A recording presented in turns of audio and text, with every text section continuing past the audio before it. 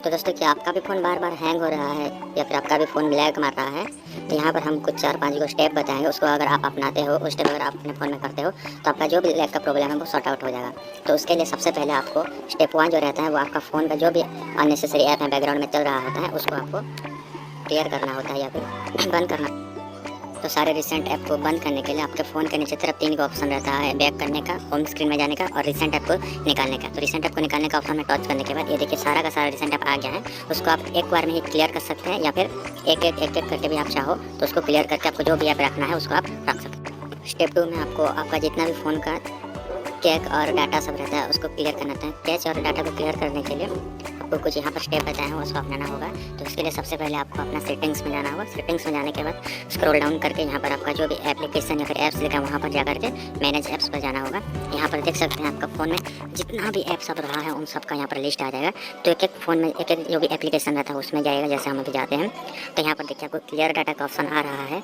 वहाँ पर आपको जो भी कैच फाइल है उसको सिलेक्ट करके क्लियर कर देना है। यहाँ पर देखिए कैच को हम सिलेक्ट किया उसका क्लियर कर दें और एक बार हम आपको करके दिखाते हैं। यहाँ पर देखिए वो ऐप हम सिलेक्ट किए हैं। यहाँ पर क्लियर डाटा को जब हम टच करते हैं तो क्लियर कैच दिखाता है।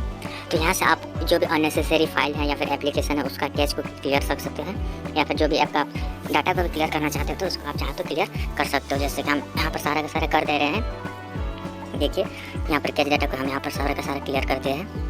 जो भी हमसे हो रहा था ऐप सब वो कर दे हैं। तो हम बस यहाँ पर 2-4 को लेकर के हम कर रहे हैं। बाकी आप अपने हिसाब से जितना भी करना है उसको सारा का सारा ऐप के चाहो तो कर सकते हो। इससे क्या होता है ना कि आपका फ़ोन का जो स्पेस है वो थोड़ा बढ़ जाता है। ये जो अननेसेसरी डाटा सब आपका फ़ोन में रह जाता है जिसकी वजह से आपका फ़ोन का स्टोरेज फुल हो जाता है और फ़ोन थोड़ा लैग करना रहता है। ठीक है, आप चलते हैं स्टेप 3 की तरफ। यहाँ पर आपको जितना भी आपका फ़ोन का स्टोरेज है उसको फ्री करना रहता है। उसके लिए आपका फ़ोन में जो भी पुराना फाइल्स है, फ़ोटो है, वीडियो है या फिर जो भी डाटा सब रह गया है एप्लीकेशन का उसको क्लियर करना रहता है। जैसे कि आप अपने फाइल आपका गैलरी में जाइएगा। गैलरी में जो भी पुराना फाइल है, फ़ोटो है उसको सिलेक्ट करना है, फ़ोटोज़ वीडियो को और डिलीट कर देना है। ठीक है, तो उसके लिए आपको इस तरह से फाइल में जाकर उसको सिलेक्ट करके डिलीट कर देना है या फिर आप डायरेक्ट अपना अकाउंट में सेटिंग्स में जाएगा। सेटिंग्स में जाने के बाद अबाउट फ़ोन में जाएगा। यहाँ से आपको स्टोरेज में जाना है। आपको स्टोरेज में जा करके यहाँ पर हर एक जो भी आपका वीडियो है, इमेज है या फिर जो भी फाइल सब रहता है, डाटा सब रहता है, यहाँ से अगर आप चाहते हो तो आप हर एक चीज़ को डिलीट कर सकते हो। यहाँ पर आपको दिख रहा होगा सारा का सारा एप्लीकेशन भी आ रहा है जिसमें डाटा सब स्टोर है या फिर यहाँ पर ही आपको ऑडियो हो, वीडियो, इमेज सारा का सारा जितना भी मेरा फ़ोन में स्टोरेज सब रह गया है ये सब यहाँ पर शो होता है। तो यहाँ से अगर चाहो तो जो भी ऐप हम यूज़ नहीं कर रहे हैं फ़िलहाल, जैसे कि कागज़ है इसको तो यूज़ नहीं कर रहा हूँ तो इसका पूरा डाटा ही मैंने क्लियर कर दिया। इस तरह से आपको भी जो भी ऐप आप यूज़ नहीं कर रहे हैं यहाँ पर आप हर एक ऐप का डाटा क्लियर कर सकते हैं। ठीक है, या फिर आप ये देखो बहुत सारा PDF रह गया है, इसको भी मुझे अभी डिलीट करना है।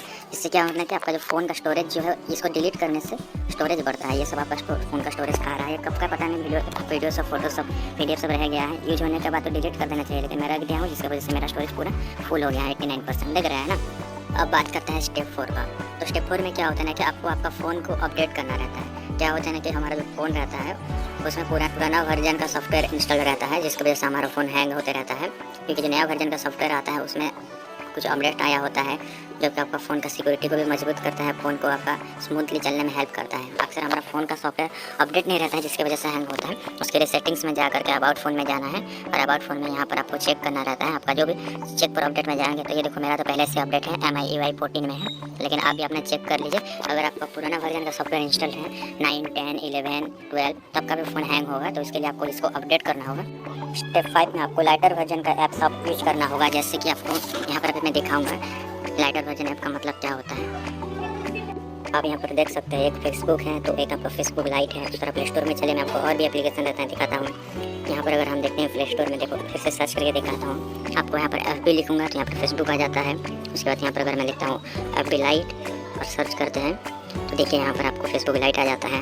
वैसे अगर हम बात करें इंस्टाग्राम का तो आपका एक इंस्टाग्राम रहता है और आपका इंस्टाग्राम लाइट, आप यहाँ पर इंस्टाग्राम लिखता हूँ इंस्टा लाइट। ठीक है, देखिए ये जो रहा आपका इंस्टाग्राम का लाइट वर्जन है। क्या होता है ना कि आपका जो इंस्टाग्राम रहता है वो आपका लगभग 60 MB का रहता है, तो इंस्टाग्राम जो लाइट रहता है वो आपका 4-5 MB में कम हो जाता है जिससे कि आपका स्टोरेज बढ़ जाता है। ठीक है, स्टेप 7 में अभी आपको आपका जो भी फ़ोन का एनिमेशन रहता है उसको रिड्यूस करना रहता है। तो एनिमेशन को रिड्यूस करने का जो स्टेप है अभी हम आपको बताते हैं। उसके लिए पहले आपका सेटिंग्स में जाना होगा। सेटिंग्स में जाने के बाद आपका अबाउट फ़ोन में जाना होगा। अबाउट फ़ोन में जाने के बाद आपका MIUI वर्जन रहता है, जो भी आपका MIUI वर्जन या फिर UI वर्जन रहेगा, उसमें लगभग 14-15 बार टच करने के बाद ऐसे आपका जो डेवलपर ऑप्शन रहता है वो आपका फ़ोन में आ जाएगा। तो डेवलपर ऑप्शन को जाने के लिए उसके लिए आपको यहाँ से बैक होना होगा और आपका एडिशनल सेटिंग में जाना होगा। एडिशनल सेटिंग में नीचे तरफ आपका जो भी डेवलपर ऑप्शन है वो ऑन हो गया होगा। अब यहाँ पर आपको डेवलपर ऑप्शन को ऑन करने के बाद नीचे स्क्रॉल डाउन कीजिए और यहाँ पर देखिए एक साथ लाइन बाय लाइन 3 को लिखा होगा आपका एनिमेशन के बारे में, जो कि यहाँ पर अभी आने वाला है। ये रहा पहला रहा आपका विंडो एनिमेशन स्केल। इसको आपको सिलेक्ट करके आपको 0.5x या फिर ऑफ कर देना है। उसके बाद ट्रांजिशन जो है उसको ऊपर भी टच करना है और इसको भी आपको ऑफ कर देना है। उसके बाद आपका एनिमेशन ड्यूरेशन स्केल जो रहता है उसको भी आपको ऑफ कर देना है।